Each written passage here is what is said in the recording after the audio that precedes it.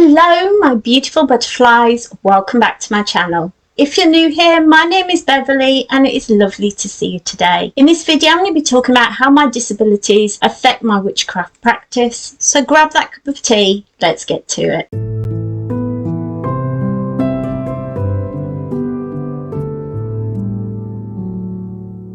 So I know a lot of people don't know this, but July is also Pride Month. It is. It's Disability Pride Month. So we go from Gay Pride to Disability Pride, and you will not see big companies changing their logos to the same colours as the disability flag. You won't see celebrities talking about it unless they are disabled. You won't see merchandise with the flag on, and you won't see people with the flag outside their houses. It's just not seen, and I think the main reason for that is that disability is seen as something to either be feared and shunned away from society because it could happen to me and I don't want to know it, or kind of made out to be this tragic thing. And so, being as it is Disability Pride Month, I thought I would talk a bit about how my disabilities, my illnesses affect my witchcraft practice, because they do in a big way. I'm not going to lie. You know, we all have good things and bad things, skills and non-skills, and there are things that I would love to do and love to achieve, but they're harder or impossible because of my illnesses. So that's what we're going to be talking about today. If that interests you and you like topics like this, don't forget, if you're new here, you can click the subscribe button to become part of the butterfly family. We would absolutely love to have you here, so don't forget, click that button, leave me a comment and a cheeky like, make me smile.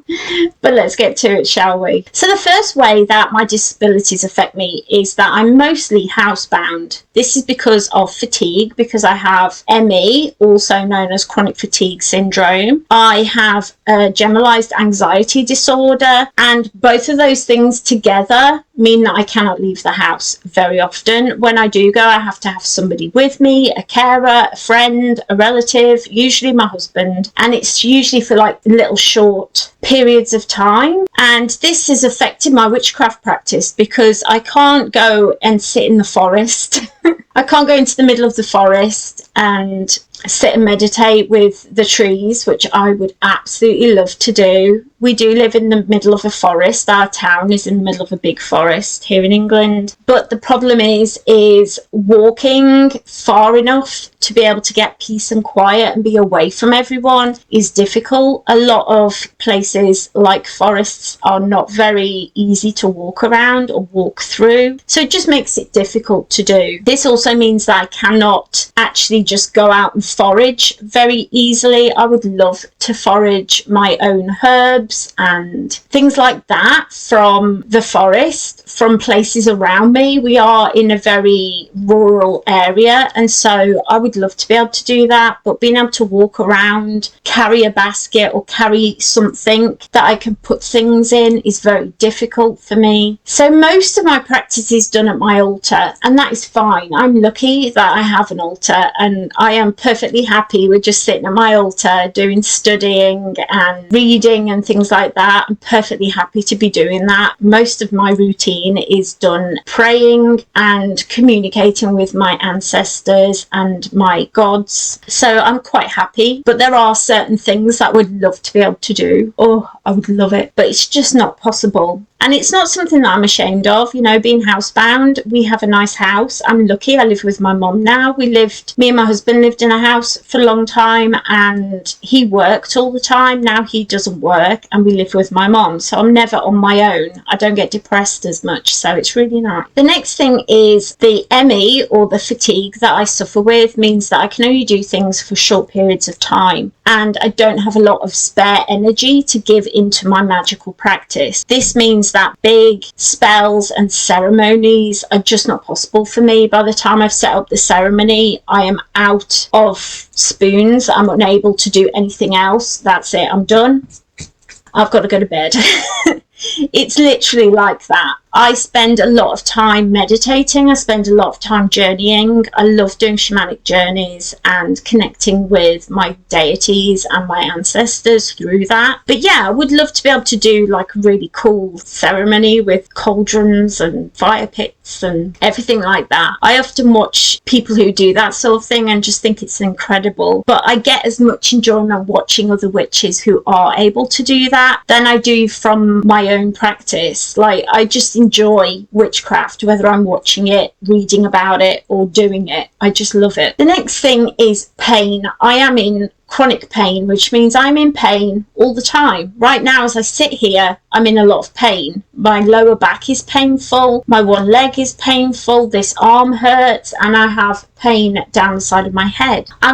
This is the thing, people can't see. You can't see pain, and people expect you to be like rolling about on the floor, or, you know, oh, I'm in pain, oh, ow. But when you're in pain all the time, you kind of just get used to it. So you're used to being in pain, so you can do other things while you're in pain. It's really weird. But this has meant that my witchcraft journey has kind of starting to go in a direction that I hadn't really thought of, which is weird because I should have thought of this. But it's more into plant medicine and creating teas and things like that are going to help my illnesses and help my mom, who's disabled as well. I would love to be able to like make things like, if somebody's got a headache, brew up a little potion, cup of tea, and give it to them and help them to feel better. If I'm ill, I would like to be able to, you know, if I'm in pain, use a tincture to help, that sort of thing. Like, learning more folk medicine is something that I'm really interested in now, and I was a nurse before I got sick, so it's kind of bringing me full circle back to what I was doing before, and it really interests me. It's something that I'm really fascinated by, and something that I would really love to take deeper and maybe do a degree in or a course in. It's something that I'm definitely like brewing away. That was a little tea joke. Did you get that tea joke?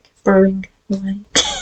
But as well as wanting to get into plant medicine and stuff, I do want to say that I'm always going to be taking my medications from my doctor. I am on antidepressants, I take pain medications. It is important to me that I still take my medications as prescribed to me, as well as using nature to supplement that and to just help me just that little bit more. So that's something that definitely interests me and definitely makes me want to look into deeper. So look out, that sort of thing will probably be coming to the channel in future as I learn and grow. You know, I always share as I grow. I love doing that. So yeah, that's probably going to be coming sometime in the future. And I will say one big problem, one big thing that holds me back is my chronic depression. Chronic depression is something that comes in waves. I always have those negative thinking, those negative thoughts in my head that hold me back in so many ways. But when my depression flares up, just like when my pain flares up, it makes it hard to do anything. The first half of this year was spent in a really awful mental headspace. I was really struggling. For the first half of this year, I didn't read anything. Like, I'm still on the same books that I was in January, and that is very much not like me. You all know that. Usually I'm doing every month book review here on the channel because I love reading, and I'm still trying to get back into reading every day, and it's something that makes me quite sad because I think, oh, it's something that I love and very much accessible witchcraft to me. Reading and studying witchcraft, reading books about my craft is a great way to learn, and it's a great way to just sit and cozy up and enjoy a book or enjoy learning more craft, learning more about my practice. So when I have a time like the beginning of this year, it really makes it hard for me then to think, oh, this really accessible thing that I love, which is curling up with a cup of tea and reading a book, has been taken away from me. But I have to give myself a little bit of grace, and I have to remember that I'm doing my best, and my best is enough.